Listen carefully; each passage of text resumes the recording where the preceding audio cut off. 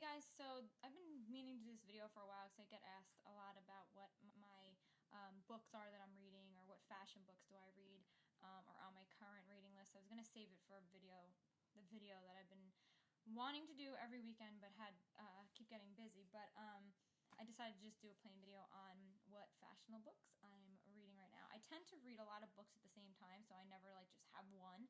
And they're not all 100% fashion, but they're on my reading list, so I figured I'll just show you guys since you've asked. The first that I always have on my bedside are magazines. I love them. I like to flip through them at night. And I think I've told you before that I like magazines that are from other European magazines or other countries. I don't know, I just like to see what's going on more than American Vogue. I like this is on my bedside, British Vogue. This is actually a January issue, but I'm almost through with this and I love it.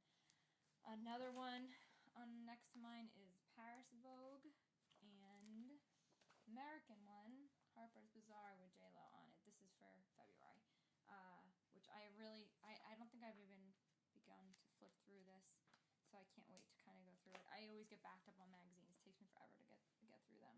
But as for books, I have three main books that are on my night table right now. This is a funny one that I got just because I heard a lot of things about it, and I thought I was in the airport, and I figured it's time to get on it and read it. And I've kind of been reading it really slowly in between all the other books, but it's White Girl Problems.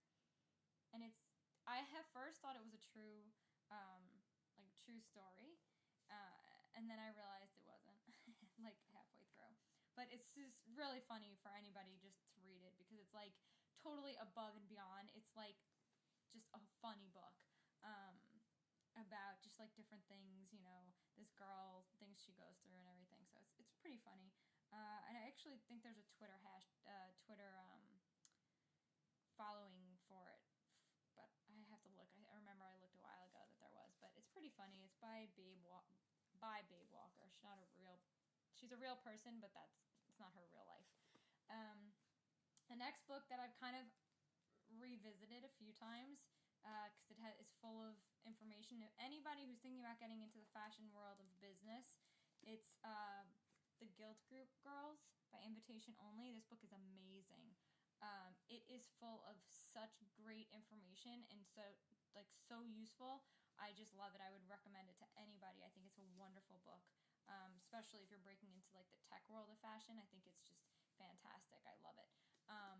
So definitely something worth reading. Even if you're not thinking about getting into your own business or the tech world of fashion, it's a really good book, story about how they started Gilt Groupe and all their success. It's pretty fabulous. The last book on my book stand right now is Tim Gunn's Fashion Bible. And I kind of only breezed through it. I haven't really done too much with it. There's a ton of information. It literally is a Bible. Everything from about t-shirts to, retro style and different time, belts, just everything. A chapter for everything. What is this? Hosiery. If you are thinking about getting into the fashion industry, or you want all the nitty-gritty details, this book has it for sure. How to shop with the past, present, and future in mind.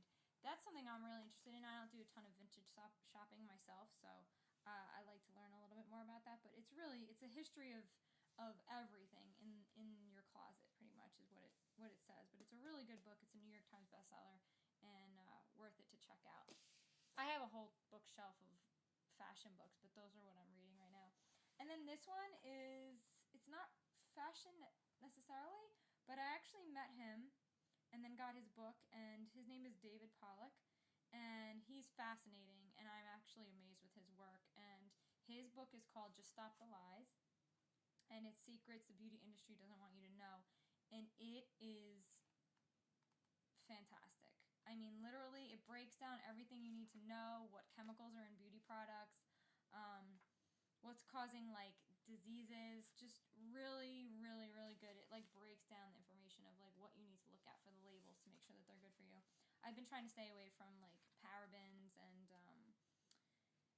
sulfites and stuff like that aren't good for you. And I'm continuing to read this book just to get a handle on really what to look for when I'm looking at labels for beauty products. So it's definitely worth it. It's by David Pollock.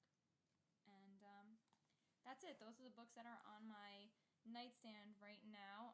They always rotate. I would say every I go to Barnes and Noble really often, or Amazon. So my books tend to rotate every 2 months. I have a new set of books that I'm kind of going through and trying to dig into and read. And then magazines are always there too. So, but that's it. I hope you guys like that. Leave your leave your recommendations below of what books you're reading or you have read and you really like. I would love to hear them because I would totally go and pick them up. Grace Coddington's book is also on her memoirs on my list to read.